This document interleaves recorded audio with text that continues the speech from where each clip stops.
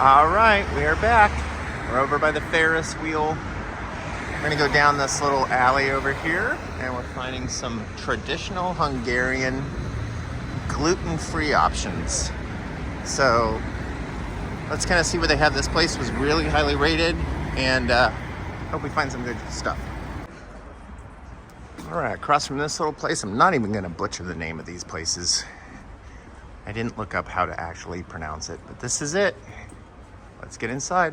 All right, a little authentic place.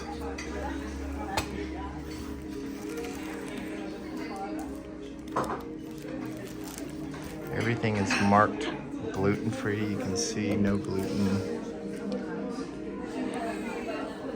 I'm probably doing the chicken paprikash, most likely.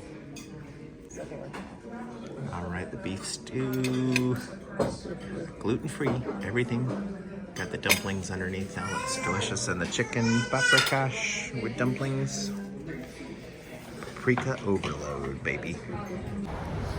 All right, lunch was really good. I think I enjoyed Nicole's dish a little bit more.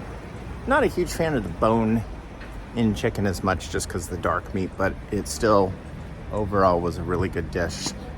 But I think I enjoyed Nicole's one. Really savory, perfect for cold weather. I'm just glad we got to have something kind of authentic that was gluten-free, because it is hard to find here, so do your research. See ya.